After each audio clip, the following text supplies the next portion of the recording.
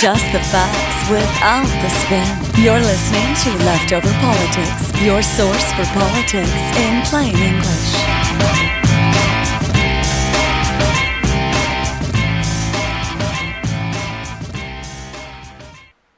Hey guys, so today we got one of my old high school buddies coming on the show to talk about why he plans on voting for Bernie Sanders. So let's just get right into the conversation. Hello, Jake. Hey AJ, what's up, man? Nothing much right now. All right, well, I appreciate you doing this. I know it's been a while since we've talked. Long time. Yeah, long Sorry, I time. was busy during Christmas when you were in Florida. Oh, that's fine. I was pretty busy the entire time too. So, for the 5 to 10 people that will end up actually listening to this, anything you want to say as far as introducing yourself, or? Uh, no, not really. I'm just uh, I no, not really. No? I'm Arthur Burns.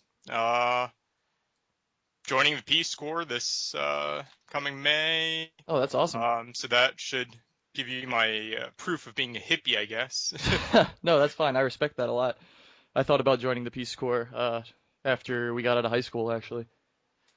Yeah, I've been very impressed by the organization, and I can't wait to actually get started doing it. Yeah, that's awesome, man. So, yeah, AJ was one of my buddies from high school, and I guess we're gonna get into talking about why he's planning on voting for Bernie. Yeah, happily. Yeah, all right. So why don't you just I don't know if you want to just go over a general overview of your, if you identify with any political party and, just basic concepts of why you like Bernie. I am no party affiliation because there is an actual independent party in Florida, which is kind of bullshit. Sorry, let me fix that really quick. I'll try not to curse. Oh, that's fine.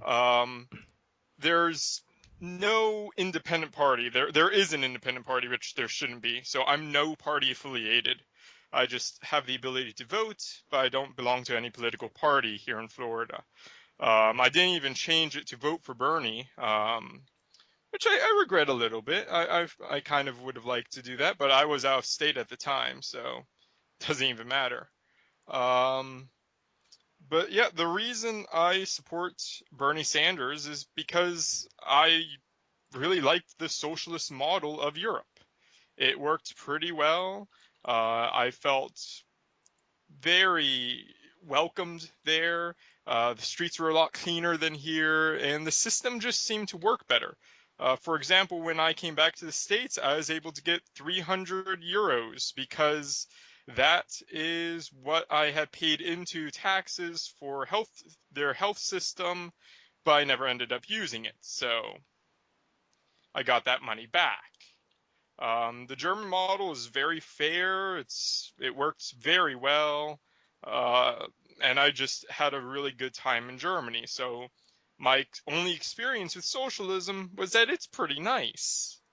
Now, of course, they're not purely socialist Right, because that's what I was pure gonna say. socialism doesn't work. The fact that Bernie isn't a pure socialist either. He really isn't. He's not talking about taking control of the means of production and going full socialism a la Soviet Union. He's not even really talking about doing the same way as China. He's just talking about more regulation.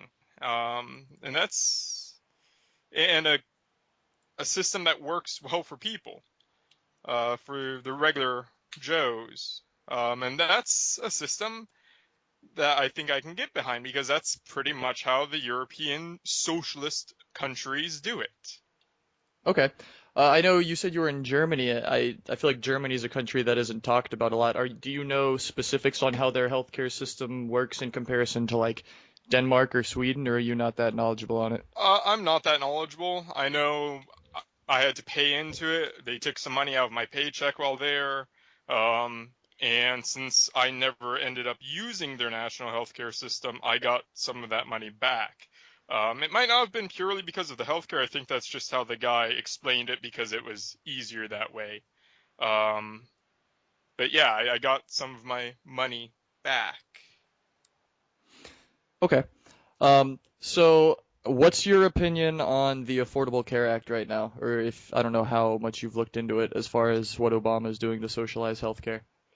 Um, I I agree with Bernie Sanders on that fact that it's not currently that great. No. Right now, the Affordable Healthcare Act didn't go far enough, in my opinion. Um, that's one of the issues that I do think we should go full hardcore socialism on, because right now you've got a system where the hospitals are in it to make a profit. Especially here in Volusia County, the insurance companies are in it to make a profit, and patients are going bankrupt at a extremely high rate. And both of those things are problems. Now, should it be impossible to make a profit? Of course not. This capitalism. But you've got two organizations that are opposed to each other, both trying to get the most profit out of that they can. And we also have a tiny bit of a socialism aspect with Medicare, which is a huge burden on our healthcare system.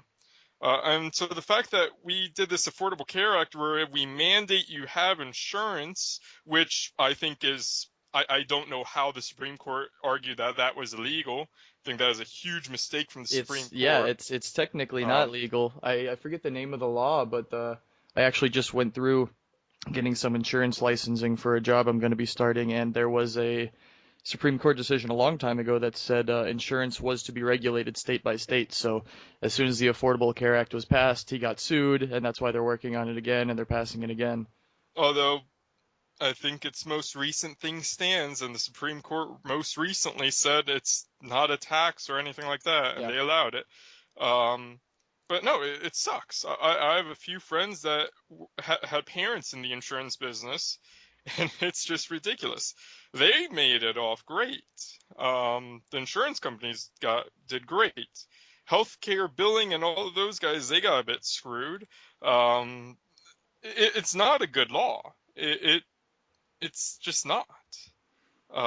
We should have gone single payer. That's a great way to do healthcare.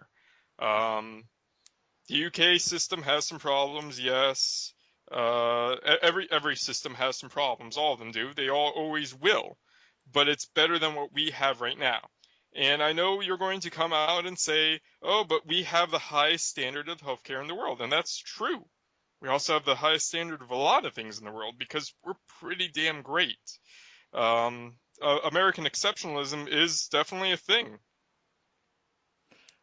No, my biggest thing I was going to say actually, though that is something I would say.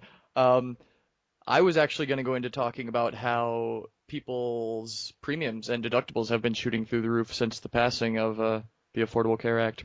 Oh Just yes, just to make definitely. yeah, to make up for the payments that the people covered under the socialized care still have deductibles, which they just don't pay, and then everyone else's premiums get jacked up to compensate for it.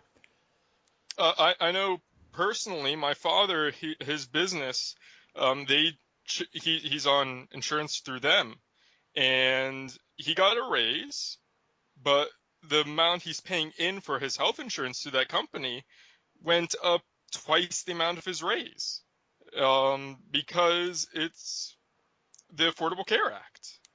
It's not a very good law. I really don't think it is. I think it didn't go far enough because there's still these organizations that are in it for profit. I'm not saying being in something for profit is a bad thing. I am saying being in the healthcare industry for profit is a bad thing, though. Okay, so are you opposed to health insurance companies existing? Not necessarily. I'm opposed to them being mandated, and I'm opposed to it being the only possible way you can possibly pay for healthcare. I wouldn't mind if people like Donald Trump, who are extremely rich, had their own healthcare insurance policies so that they could have, like, I think there's a thing where some super rich paranoid people have like their own special blood bank and that blood's only meant for them. I've Wow. got no problem with that. If they can afford it, whatever, that's fine. But yeah, I'm opposed with it being such a for-profit business. Okay. They should be regulated in the same way as nonprofits.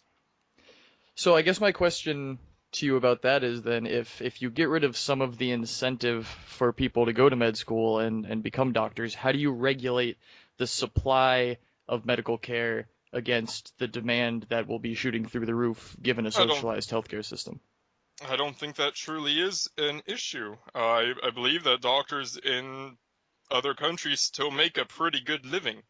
And being in hospitals isn't the only role for doctors. There are many other things. For example, many companies, large companies, have a doctor on staff or several doctors on staff. There's specialized things such as travel doctors, where you go to that doctor when you're traveling. There's plenty of other things, and those doctors are pretty expensive. I just had to visit one not too long ago. There's plenty of other things outside of hospitals. Hospitals are where my concern is, because that's where anybody can walk in. The other specialties, those are not going away. Right. Well, that's what I meant as far as if people aren't if the incentive decreases for people to go work in a hospital, the assumption would be that there would be less doctors working in the hospital. I don't think the incentive goes away. I think doctors are still going to be paid highly.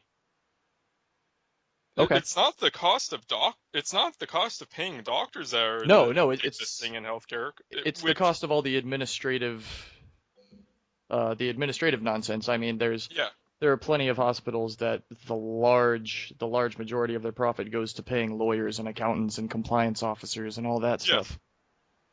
yes. And there's also the fact that that cost is passed on to the consumers through the things they buy at the hospital, which is the drugs they need to live. That's where the absurd costs are from. Have you heard of been a big movement since the Affordable Care Act got passed of doctors moving towards completely cash operations, just completely bypassing the entire Obamacare system. There's a place called the Oklahoma Surgery Center that will not accept insurance, and because they don't have to go through all of those regulations, their costs are extremely low. So I saw an interview with I don't remember if he was a board member there or just one of the doctors, but according to him, there have been people flying out to get surgery in Oklahoma City, paying for the surgery, paying for their family to stay in hotels, and it's been cheaper than even going through their insurance in their home states just because of the lower cost because they bypass the regulation.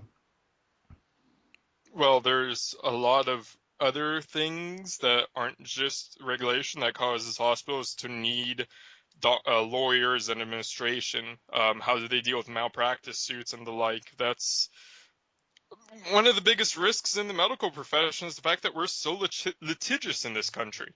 Yeah, that's definitely true. I read I read something a while ago, and I haven't been to Europe, you've been there, so maybe you can tell me if this is true or not.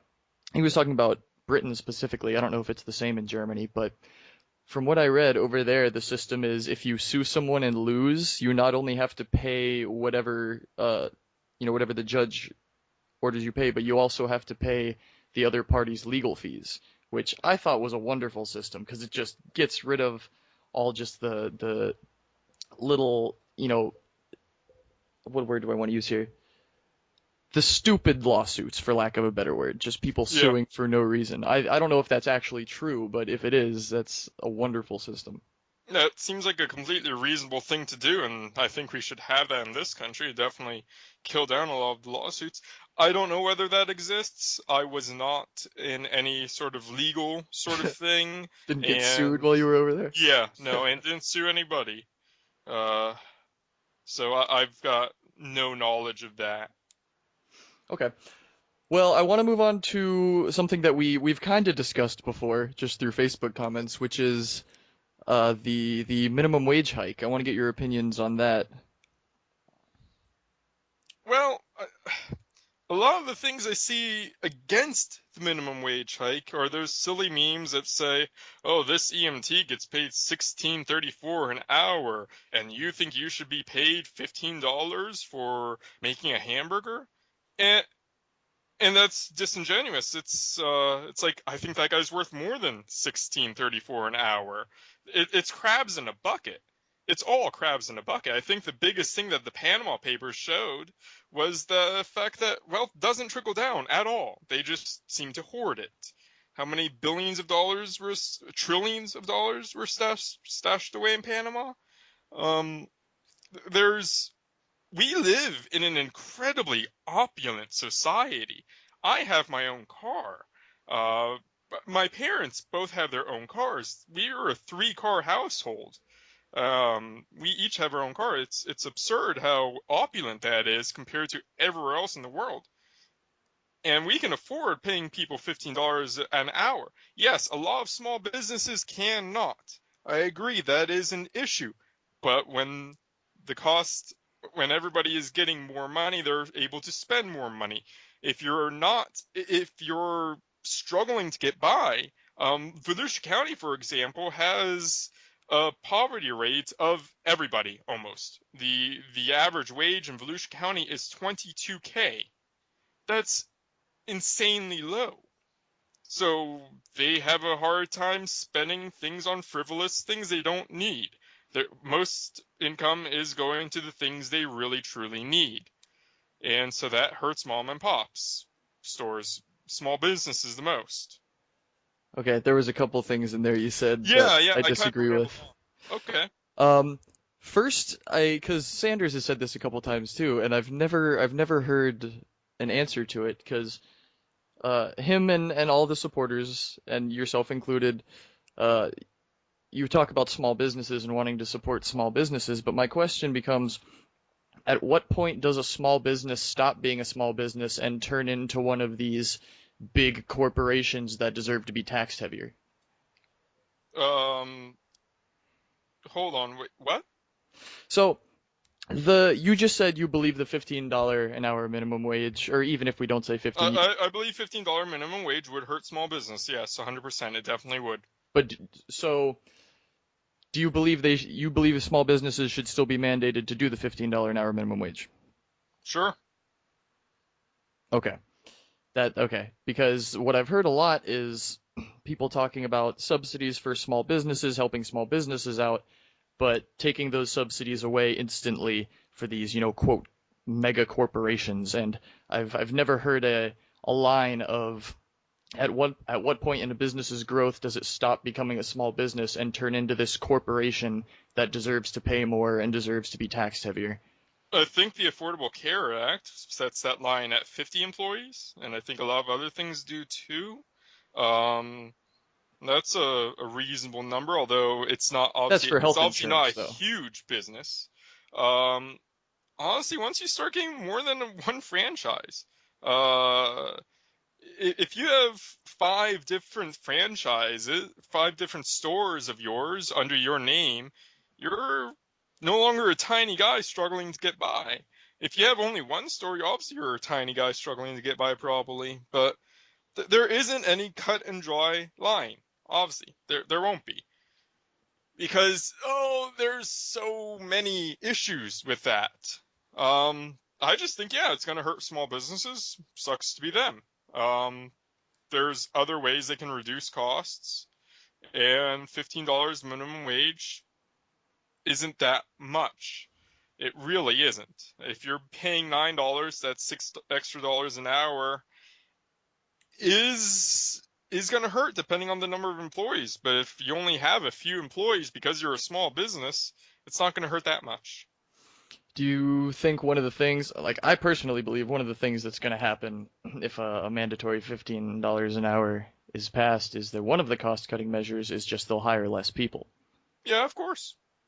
So you'd rather have less people working for more money than more people working for less money?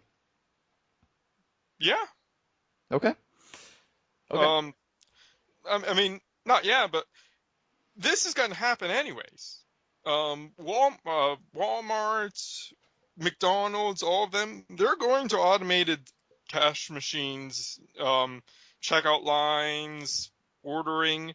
That's going to start happening anyways, no matter what the wage is set at, just because those things have a higher startup cost, but they go much lower eventually. The cost over time is way lower for those, and you don't have to worry about them quitting. You don't have to worry about replacement. There's no training involved with those guys.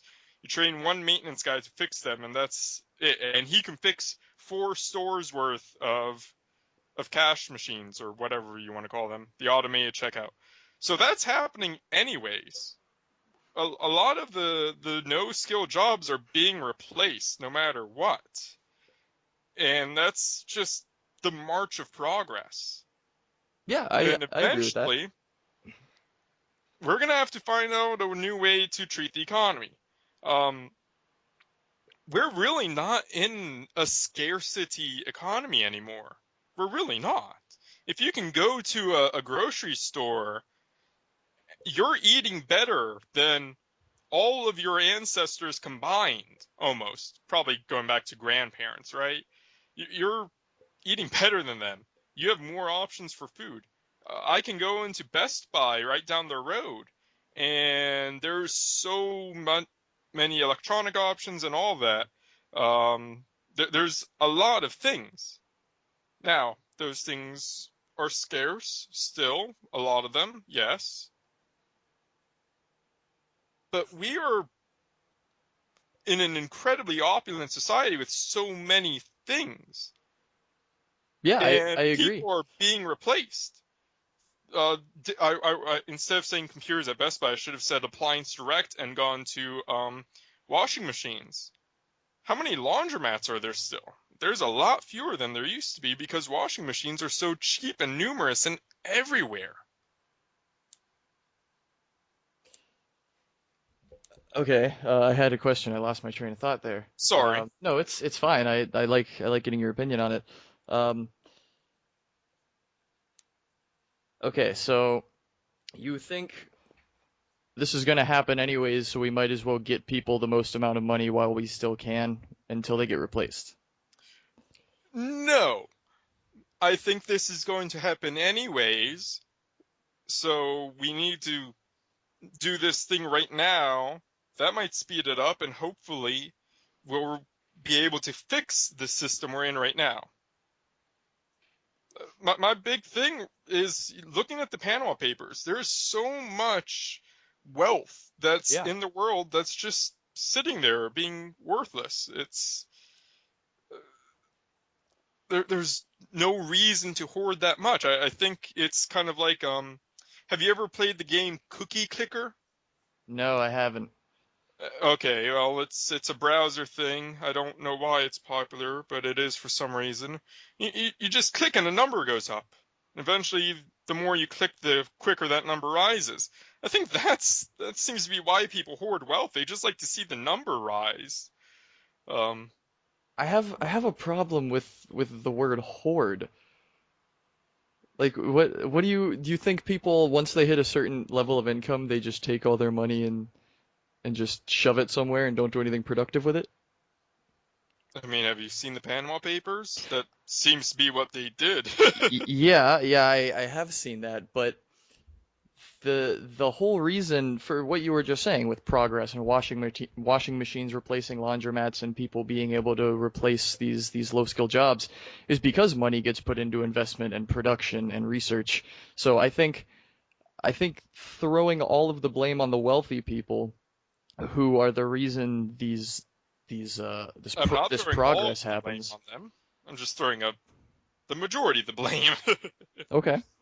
But look at where computer technology has come in a large part from government research. The internet that we are using to talk came from DARPA.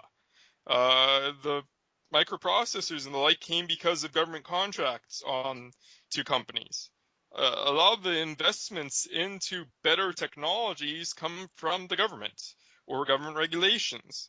Look at emission standards for vehicles. Those didn't come out because the companies wanted to do that. That's very clear from the likes of BMW cheating the system. They came out because government mandated it, and cars did get better. Not everybody was cheating the system. Pretty much BMW and a few others were. But the majority of people made their cars better and more efficient. So I think a lot of those things do come from the government. I've never heard anyone give government credit for technological progress. That's you're the first person I've heard say that.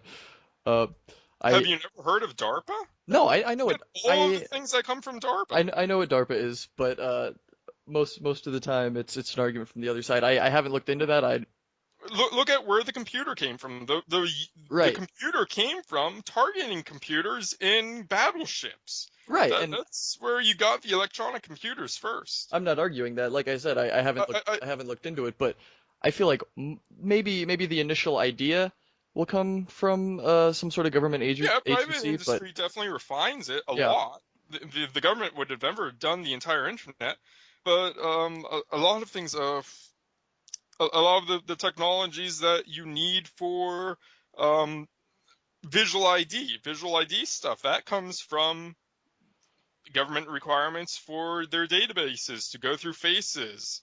They're a better video cameras came from the government in a lot of ways because they wanted better cameras for their drones and their reconnaissance airplanes. I'm not saying the government's responsible for all of these things, but I think they definitely drive a lot of the progress, and a lot of it is military technology that gets trickled down into civilian life. And that is something where trickle down effect does happen. Trickle down effect is mostly BS, oh, I completely agree. but military technology does trickle down. Look at GPS. That was purely military. And they've had GPS for a surprisingly long time, whereas consumers really only got it in the 90s. Well, they got useful GPS in the 90s. Um, I'm not saying government is the driving of progress. No, the private industry does that. But the requirements to progress, I think a lot of that does come from the government. I mean, I would argue that the majority of that would come around through private industry anyways, but what I wanted to touch on there was the whole trickle down. I've never once heard a serious economist talk about trickle down theory. That was kind of a, or even supply side economics is Reagan's policy, which um, there's a really great essay. It's like 10 pages. It's really short by Thomas Sowell where he talks about that. It's called Trickle Down Economics and Tax Cuts for the Rich, where he goes in and dispels the myth of the concept of trickle down economics and all that stuff. Um, there's definitely if someone makes a lot of money, there's definitely no guarantee that it's going to trickle down to the plebeians, for lack of a better word. But Yeah. I do think that if someone, and obviously it depends on the person. For example, Richard Branson or Elon Musk, they're perfect examples. Someone with that drive and that curiosity, uh, they need a certain amount of money. You know, if they have a certain amount of money to go fund their projects, that not only brings wealth to people in the realm of employment and jobs, but just standard of living. I mean, creating this technology that completely changes the world. Oh yeah. I don't think government has an incentive for that. And government definitely I'll concede that the government has made some technological advances, but I don't think there's an incentive for them to do that. They have no need to go out and fix something unless there's already a huge demand coming from the people they govern. Whereas private industry can be like, you know what, I wonder if this will work, and they can go out and spend their own money sort of developing a new industry. Who is SpaceX launching rockets for? Right. But that's not what I'm talking about. That was an industry that already existed. I'm talking, Why is he innovating to be a better rocket thing so he can launch more rockets cheaply, so he can get more contracts to launch rockets, so that he can make it to Mars and the like? It's kind of helping my point. Yeah, private industry is the one that does it, but it's because of government contracting. It's because of government requirements for you. Um, uh, NASA doesn't build anything. NASA has never built anything. NASA gives you requirements for these things, and they've got to meet these requirements and hopefully exceed them. And that's what drives private industry to innovate. Elon Musk is definitely an exception to the rule. That man is is amazing. What he's trying to do with Tesla and the like. He's definitely an innovator, and when those guys make it big, it doesn't matter what system you're under, they're going to make it big because they have the drive required to succeed. Yeah. And he is able to make his contacts. He is able to make a better system for so many things. He got rich off of PayPal, right? Yeah, it was him and Peter Thiel. Yeah. He was going to succeed with something like that in any society because we hate money. We love money. We hate carrying it around. It's such a pain, and we couldn't buy things on the internet without that. So he was going to succeed no matter what because that was such a great idea that worked very well. Right.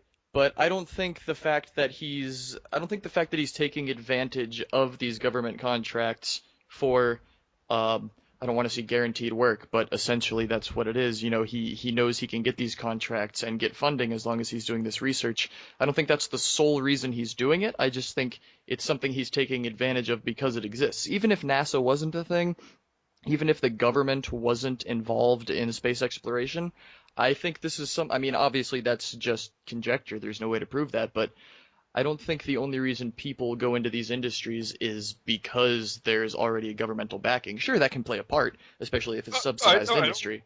I don't think the space industry would have ever started without the government starting it. Both governments, the Soviet Union and the United States, it wouldn't have started without that. Because a lot of that technology came from government. Communication satellites were purely government for a long time. Look at General Atomics. Would General Atomics be in the drone building business without government reasons? Probably not. I don't know anything about them. They're the drone guys. Okay. Would they be innovating in drones in such these crazy and awesome ways if it wasn't for that? I doubt it, because there's not a private use for that.